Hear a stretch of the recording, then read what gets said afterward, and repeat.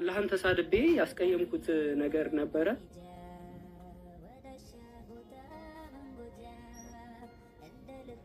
ይቅርታ ጠይቅ ሙስሊሞች በተሰበሰቡበት እውነቴን ነው የምልህ፣ ወድቄ ተንበርክኬ ይቅርታ ጠይቃለሁ ለሁሉም ሙስሊሞች። ምክንያቱም ይቅርታም አልጠየቅኩኝም እንዳጋጣሚ ሆኖ እውነት ነው የምልህ ወይዶ አላህንና ነቢዩ መሐመድን በማይገባ መንገድ እያንቋሸሽኩኝ ነቢያቶችን እንግዲህ የነቢያቶች ክብር አለ።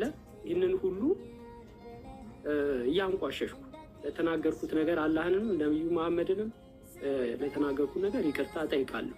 የሙስሊሙን ልብ አሳዝኜ ነበር። ሙስሊም እህት ወንድሞቼ ሁላችሁንም በአላህ አፉ በሉኝ። ወይዶም እንግዲህ አፉ በለኝ፣ ልብህ አዝኖብኝ ነበረ አውቃለሁ። እንግዲህ አብሽር ይቅርታ ብያለሁ። አላህ ይቅር ያለህን ወንጀል እኛ የመናገርም የማስታወስም የመቆስቆስም ሞራሉም የለንም። ማንና ነው የሞራል ንጽህና የለንም። እኛ ከአንተ በላይ እኔ ታመም ያለው ውስጤ በጣም የታመመው በወቅቱ ማለት ውስጤና ውጪ አንድ አይነት አልነበረም። ገብቷል። ውስጤ እስልምናን ይፈልጋል። ዝም እንበል ብለን ነው እዚህ የመጣ ነው እንጂ ቤታችን አርፈን ብንቀመጥ እንችላለን። ልጆቻችንን ብናሳድግ ይሻለናል። ትዳራችን ላይ ሌላ ቢዝነስ ነገር ብንሰራ ያዋጣን ነበረ እና ቆም ብላችሁ አስቡበት። አይ ቲንክ ብዙ ሰዓት የለኝም ሉጣኔ ቢኖር ጥሩ ነበር። እሱ እኔ ቁርአንን ባላቀው ይሻለኛል ነው ያልኩት። የሆነ ሰዓት ላይ ባላቀው ኦኬ ቁርአንን ባላቀው ይሻለኝ ነበረ። ቁርአንን ማወቄ ግን ውስጤን እንትን አለ። በቃ ብዙ ነገር ያሳጣው። ቤተሰቦቼን አጥቼበታለሁ፣ ጓደኞቼን አጥቼበታለሁ፣ አብሮ አደጎቼን አጥቼበታለሁ፣ ጎረቤቶቼን አጥቼበታለሁ። ብዙ ነገር ያጣውበት ነው። ይሄ መስዋዕት የከፈልኩት አንድ የገባኝ እውነት ስላለ ነው። ላኢላሃ ኢለላህ የሚለው ገመድ ስለገባኝ ነው። ያንን ስለያዝኩኝ ነው። ሌላ ነገር አይደለም። የቁርአን እውነት ቁርአን የአምላካችን ያላህ ንግግር ነው። አላህ ሲናገር በተሰሙት ቁርአን ላይ ክርስቲያኖች ላኢላሃ ኢላ አና ከኔ በቀር ሌላ አምላክ የለም ብለው በመጀመሪያ መደብ በሲንጉላር ይናገራል። ኸለቅና ጃአልና ፈአልና እያለ ፈጠረን ሰራን እያለ ደግሞ አምፕሊቲዩድ ግነትን ለማመልከት በእኛነት ይናገራል። አላህ እኛ እንዴት ዱዓ ማድረግ እንዳለብን ደግሞ ሲናገር ደግሞ አንተ እያለ ራሱ በሁለተኛ መደብ እንዴት መጸለይ እንዳለብን እንዴት ዱዓ ማድረግ እንዳለብን የሚናገር አምላክ ነው። እኛ ሄደን ሪሳላውን ለሰዎች ስናደርስ ደግሞ ምን ማለት እንዳለብን ሲናገር ቁል በል ቁሉ በሉ እያለ ህወ እርሱ እያለ የሚናገር አምላክ ነው ያለን። ጥንት የነበረው በአብርሃም በይስሐቅ በያዕቆብ የነበረውን ከአደም ጀምሮ የነበረውን እንተርክልሃለን እያለ አስታውስ እያለ የሚናገር አንድ አምላክ ነው ያለን። ጥንት የነበረው ነቢያትን ሲልክ የነበረው ለሙሳ ባህርን ክፈል አልነው እያለ የሚናገር አምላክ ነው ቁርአን ላይ ያለው እንድታውቁት። ወደፊት ያለውን የቂያማ ቀን ሁላ ሳይቀር ጀነትና ጀሃነም ወደፊት የቂያማ ቀን የጀነት ሰዎችና የጀሃነም ሰዎች ምን እንደሚሉ ሁሉ የሚናገር አንድ አምላክ አለ። የሩቅ ነገሮችን የሚናገር ጋይብ የሆኑትን የሚናገር ይሄ አንድ አምላክ ነው ያለው። ራሱ ቁርአን 1/3 ትረካ ነው፣ ከ3 ነው። ጥንት የነበረውንና ወደፊት የሚሆነውን የሚተርክ ነው የያዘው። ቁርአን 1/3 አቂዳ ነው፣ አንቀጸ እምነት ነው። ቁርአን 1/3 ፊቂ ነው፣ ሙሐከማት ነው፣ ህግጋት ነው ያለው። ይሄን አድርግ ይሄን አታድርግ የሚል ነገር ነው ያለው። ቀስ ብላችሁ ረጋ ብላችሁ በአጽኖትና በአንክሮት አጥኑት። ለክርስቲያኖች ማስተላለፈው መልእክት ይሄ ነው። ብቻ አልችልም እንግዲህ ይቅርታ። ድብልቅልቅ ያለ ስሜትም ነው ያለው፣ ደስ የሚልም ነገር ነው ያለው። እኔ ጉድ አይዲያ እመነኝ አትመነኝ ማለት ነው። እኔ ስሰልም የሚገርም ተአምራዊ አሰላለም ነው የሰለምኩት። ባጭሩ ነገር አለው። እኔ የሰለምኩት የመጀመሪያ ቀን አንድ ቀን እስቲ ቆይ እንትን አንድ ሰው መርየም መልሽ ያስወርድሻለሁ እስቲ ፍፄ ካለን አገባ የእሱ ሙመንት አንዱ አካል ነው እንዴ። አቡ ሰይብም ነበርካ? አቡ ሰይብ ሰላም አለይኩም። አቡ ያቺ ቀን ማታ መቼም ማረሳት መቼም ማለት ነው እንዴት እንደሆነ ፍፄ ሪኩዌስት ላክ አናቃታለን። የዛን ቀን የተጨመቅኩት አጨማመቅ እስልምና ላለመቀበል ምክንያት ነው ያሳጡኝ የዛን ቀን። እና አንድ እንዴት ልበላችሁ የማይታወቅ ልጅ ነው እውቀትም የለም የሚባል ልጅ ፍፄ ሰላም አለይኩም። ወአለይኩም ሰላም ወራህመቱላህ ጀማው ሰላም ብያለሁ። ሰላም አለይኩም አልሐምዱሊላህ እንዴት ነህ አሉ። ያቺ ማታ መቼስ ታስታውሳታለህ? ያቺ የሸንኮሯ ጭማቂ ትዝ ይልሃል? የዛኔ እኮ ተገኘው ወላሂ ተገኘው። እና ማሻአላህ ምንድነው የዛን ቀን የተፈጠረ? ያው አንዌም አለ አቡ ሰይብ አለ። ከዛ ውጭ ማን እንዳለ አላስታውስም። እና አይ ቲንክ የሆነ ነገር ናይፍ የሚባል ልጅ አለ። እኔ አይቼው አላውቅም። የሚታወቅ ልጅም አይደለም። እና አስሬ ነው ጃ ላወራ ክፈልጋለሁ ይለኛል። እኛ ደግሞ የብዙም ስለማይታወቅ የረባ ነገር አያወራም እያልን ወሬያችንን እንቀጠልን። እንደዛ ነው አይደለ? አንዌው ነው ያ እሱ ጋር እንደን ማነው አህሜ በላየ እና ሀዩም ነበረች አይደል? ሀዩ ሰለምት ነው። ሀዩም ነበረች። ሶስታችን እና እሱ ነበር ራይት። እና ምንድነው የሆነው? በጣም የሚገርመው ነገር እኔ እስልምናን አክቹሊ እኔ ወደ ቲክቶክም ስመጣ እስልምናን እንዳልቀበል ያደረገ እኔ ስለ አላህ በደንብ አውቃለሁ። ስለ እስልምናን በደንብ አውቅ ነበር ማለት ማወቂያ። እኔ ወደ ቲክቶክ መጥቼ ስለ እስልምና ያወቅኩት የተለየ ነገር የለም። ምናልባት ስለ ነቢዩ መሐመድ እና አንዳንድ ነገሮችን አውቄያለሁ። እና ልጁ ምን አለኝ፣ ለምንድን ነው የማሰልመው ሲለኝ፣ አይ እኔ በነቢዩ መሐመድ ነብይነት አላምንም አልኩት። ለምንድን ነው የማታምነው ሲለኝ፣ በቃ እኔ እንጃ አልኩት። ከዛ እሺ አንድ ጥያቄ ልጠይቅህ አለኝ። እስልምና ሃይማኖት ይመቻል አለኝ። እንዲያው በጣም ነው የሚመቸኝ አልኩት። ከዛ ምን አለኝ፣ እስቲ ኤግዛምፕል ልጠይቅህ አለኝ። ከዛ እሺ አልኩት።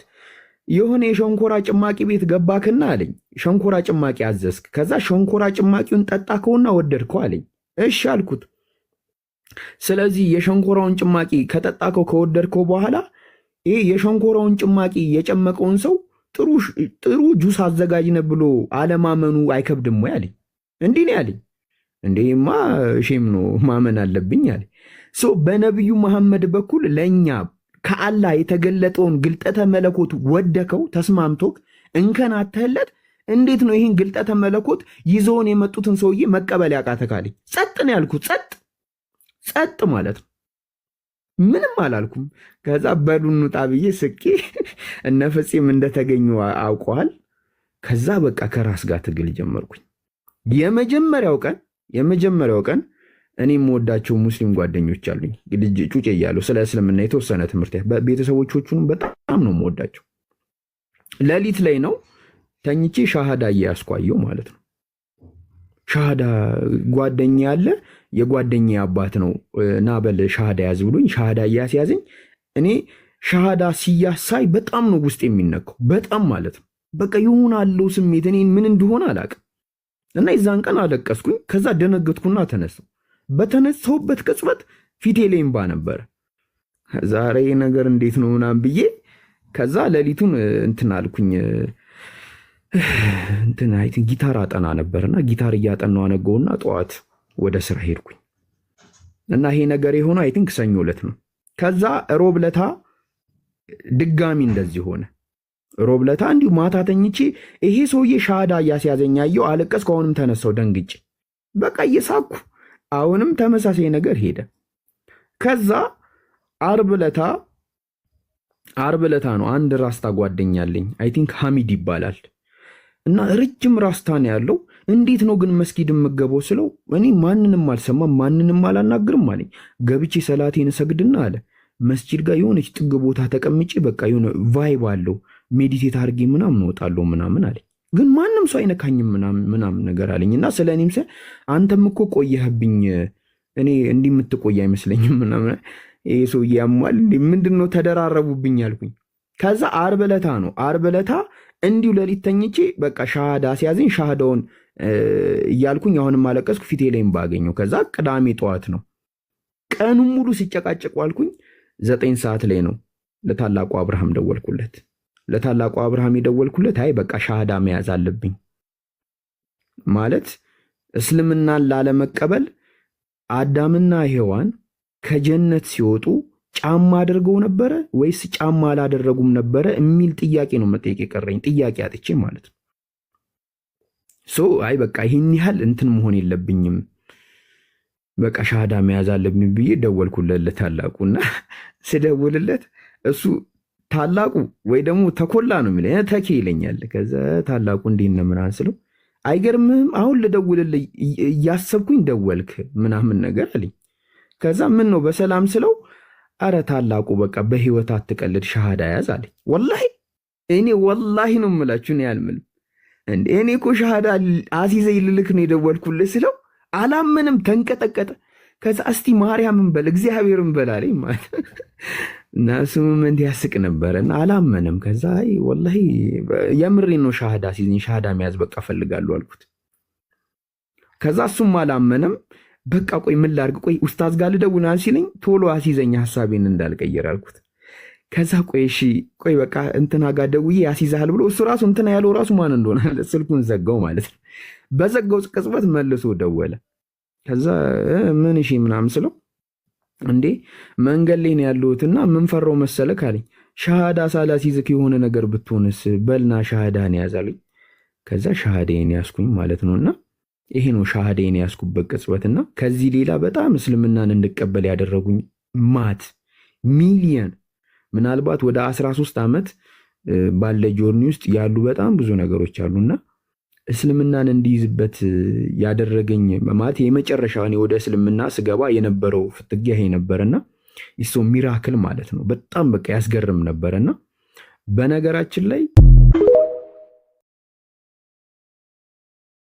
ዝም እንበል ብለን ነው እዚህ የመጣ ነው እንጂ ቤታችን አርፈን ብንቀመጥ እንችላለን። ልጆቻችንን ብናሳድግ ይሻለናል። ትዳራችን ላይ ሌላ ቢዝነስ ነገር ብንሰራ ያዋጣን ነበር እና ቆም ብላችሁ አስቡበት። አይ ቲንክ ብዙ ሰዓት የለኝም ልውጣኔ ቢኖር ጥሩ ነበር። እሱ እኔ ቁርአንን ባላቀው ይሻለኛል ነው ያልኩት የሆነ ሰዓት ላይ ባላቀው ኦኬ ቁርአንን ባላቀው ይሻለኝ ነበረ። ቁርአንን ማወቄ ግን ውስጤን እንትን አለ። በቃ ብዙ ነገሬን ያሳጣው። ቤተሰቦቼን አጥቼበታለሁ፣ ጓደኞቼን አጥቼበታለሁ፣ አብሮ አደጎቼን አጥቼበታለሁ፣ ጎረቤቶቼን አጥቼበታለሁ። ብዙ ነገሬን ያጣውበት ነው። ይሄ መስዋዕት የከፈልኩት አንድ የገባኝ እውነት ስላለ ነው። ላኢላሃ ኢለላህ የሚለው ገመድ ስለገባኝ ነው። ያንን ስለያዝኩኝ ነው። ሌላ ነገር አይደለም። የቁርአን እውነት ቁርአን የአምላካችን ያላህ ንግግር ነው። አላህ ሲናገር በተሰሙት ቁርአን ላይ ክርስቲያኖች ላኢላሃ ኢላ አና ከኔ በቀር ሌላ አምላክ የለም ብለው በመጀመሪያ መደብ በሲንጉላር ይናገራል። ኸለቅና ጃአልና ፈአልና እያለ ፈጠረን ሰራን እያለ ደግሞ አምፕሊቲዩድ ግነትን ለማመልከት በእኛነት ይናገራል አላህ።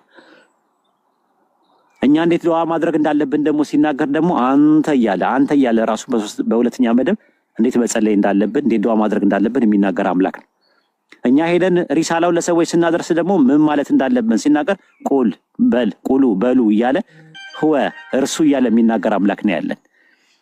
ጥንት የነበረው በአብርሃም በይስሐቅ በያዕቆብ የነበረውን ከአደም ጀምሮ የነበረውን እንተርክልሃለን እያለ አስታውስ እያለ የሚናገር አንድ አምላክ ነው ያለን። ጥንት የነበረው ነቢያትን ሲልክ የነበረው ለሙሳ ባህርን ክፈል አልነው እያለ የሚናገር አምላክ ነው ቁርአን ላይ ያለው እንድታውቁት። ወደፊት ያለውን የቂያማ ቀን ሁላ ሳይቀር ጀነትና ጀሃነም ወደፊት የቂያማ ቀን የጀነት ሰዎችና የጀሃነም ሰዎች ምን እንደሚሉ ሁሉ የሚናገር አንድ አምላክ አለ። የሩቅ ነገሮችን የሚናገር ጋይብ የሆኑትን የሚናገር ይሄ አንድ አምላክ ነው ያለው ራሱ። ቁርአን 1/3 ትረካ ነው፣ ከ3 ነው። ጥንት የነበረውንና ወደፊት የሚሆነውን የሚተርክ ነው የያዘው። ቁርአን 1/3 አቂዳ ነው፣ አንቀጸ እምነት ነው። ቁርአን 1/3 ፊቂ ነው፣ ሙሐከማት ነው፣ ህግጋት ነው ያለው። ይሄን አድርግ ይሄን አታድርግ የሚል ነገር ነው ያለው። ቀስ ብላችሁ ረጋ ብላችሁ በአጽኖትና በአንክሮት አጥኑት። ለክርስቲያኖች ማስተላለፈው መልእክት ይሄ ነው። ብቻ አልችልም እንግዲህ ይቅርታ። ድብልቅልቅ ያለ ስሜትም ነው ያለው፣ ደስ የሚልም ነገር ነው ያለው።